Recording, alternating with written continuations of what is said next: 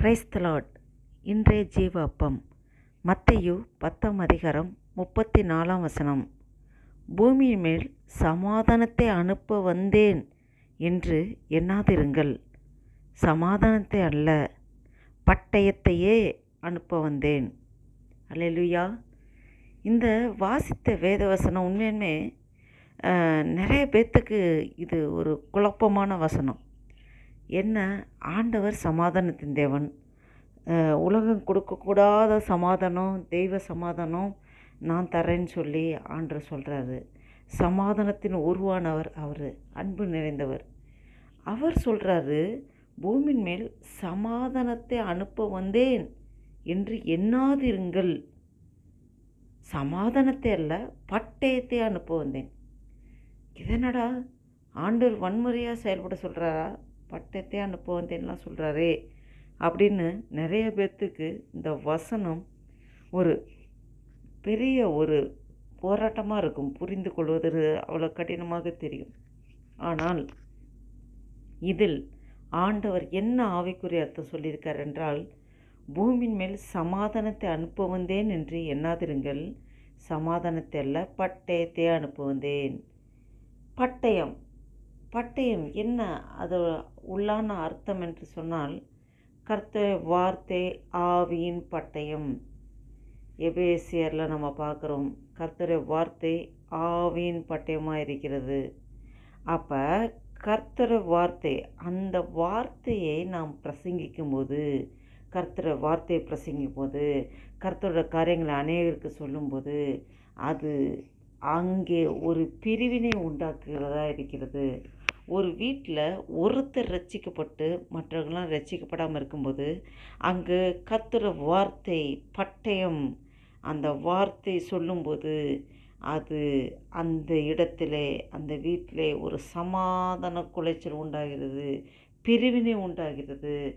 அதனாலே பெரிய வேறுபாடுகள், பாகுபாடுகள் வருகிறது. இதுதான் நாம் உலகத்திலும் அநேகருக்கு ஆண்டவர் அன்பை எடுத்து சொல்லும்போது, மத தீவிரவாதிகள் அநேகர் நமக்கு ஆண்டவர் பட்டயத்தை, கர்த்தர் வார்த்தையை சொல்லுகிறவர்களுக்கும், ஆண்டவரை அறியாத வேறு மார்க்கத்தில் இருக்க ஆண்டவரை அறியாது இருக்கிற பிள்ளைகளுக்கும் ஒரு பிரிவினை உண்டாகிறது.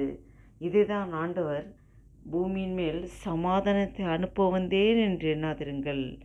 சமாதானத்தை அல்ல, பட்டயத்தை அனுப்ப வந்தேன் என்று ஆண்டவர் சொல்லுகிறார். அல்லேலூயா. நாம் ஜெபம் செய்வோமா? அல்லேலூயா. அப்பா, இந்த நாளைக்கு நன்றி செலுத்துகிறோம். இந்த நாளை காணும்படியாக எங்களுக்கு ஜீவன், சுகம், பலன், ஆரோக்கியத்திலிருந்து நடத்தி வர கிருபைக்காக நன்றி செலுத்துகிறோம். ஆண்டவரே, இந்த வாசித்த வேத வாசனத்தின்படி பூமியின் மேல் சமாதானத்தை அனுப்ப வந்தேன் என்று எண்ணாதிருங்கள். சமாதானத்தை அல்ல, பட்டயத்தை அனுப்ப வந்தேன்.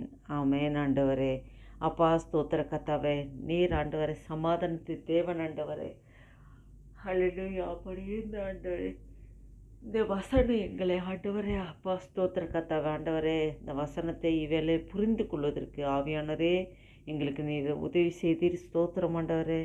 அப்பா, சமாதானத்தின் தேவன், சமாதானக்கு அடுத்த காரியங்களை யோசிக்காதபடி, அப்பா, அன்றைய காலகட்டங்களில் பரிசேயர்கள், சதுசேயர்கள், வேதபாரகர் இவர்கள் எல்லாம் என்ன நினைத்தார்? பரிசேயர், வேதபாரகர் இவர்கள் என்ன நினைத்தார்கள் என்றால், மேசியா வரப்போகிறாரு, மேசியா இரட்சகர் வரப்போகிறாருன்னு சொல்லி நம்பினாங்க. அவங்க என்ன நம்பினாங்கன்னா, நம்மளை ஆளுகிறதுக்கு ராஜா, யூதரோட ராஜா வரப்போகிறாரு, மேசியா வரப்போகிறாரு, அப்படி தான் நினச்சாங்க. ஆனால் ஆண்டவர் இயேசு கிறிஸ்துவை அவர் தான் இப்போ நம்ம எதிர்பார்த்துருக்க மேசியா அவர் தான், இவர் தான் இரட்சகருங்கிறத அவங்க விசுவாசிக்கலை. இதனாலே பெரிய அவங்களுக்குள்ளே அந்த இடத்துல ஒரு பிரிவினை, சமாதான குலைச்சல் உண்டாகிறதை பார்க்கிறோம். நாம் ஆண்டவரை தேடும்போது, ஆண்டவர் உண்மையை தேடும்போது நமக்கு சமாதானத்தை தந்து, பக்கபலமாய் யுத்தம் என்னுடையது, நீங்கள் அமர்ந்திருந்தது நானே தேவன் என்று அறிந்து கொள்வீர்கள் என்று வேதத்தில் சொல்லப்பட்டிருக்கு. இதுபடி நடப்போம். நாம் அநேகருக்கு ஆண்டவர் அன்பை எடுத்து சொல்லுவோம். ஆண்டவர் அன்பு எடுத்து சொல்லும்போது அந்த இடத்துல பிரச்சனை வரும். போராட்டம் வரும். ஆனாலும் ஆண்டவர் நம்மளோடு இருக்கிறார். எல்லாம் பிரச்சனை அவர் விடுவித்து வழி அமைத்து தர அவரே சித்தமுள்ளராக இருக்கிறார். அப்பா, நீங்களே ஒவ்வொருவரையும் அப்படியே நடத்தப்படுற கிருபைக்காய் ஸ்தோத்திரம். ஆண்டவரே அப்பா, இந்த மத்தேயு 10:34 ஆண்டவரே ஆழத்தை புரிந்து கொள்ள கிருபை செய்தரே ஸ்தோத்திரம் ஆண்டவரே. அதோடு மட்டும் இல்லை அப்பா, இந்த மே மாதம் 17ஆம் தேதி 2024 வருஷத்தை எங்களுக்கு காணும்படியாக ஜீவன் தந்திரி, பலன் தந்திரி, சுகம் தந்திரி ஆண்டவரே. அப்பா ஸ்தோத்திர கத்தாக ஆண்டவரே, மீதை உங்களது பொறுப்படுத்திக் கொள்ளுங்க அப்பா. முக்கிய துதி கன மகிமையெல்லாம் செலுத்திக்கிறோம். இயேசு கிறிஸ்து நாமத்தில் ஜெபிக்கிறோம் ஜீவன் நல்ல பிதாவே.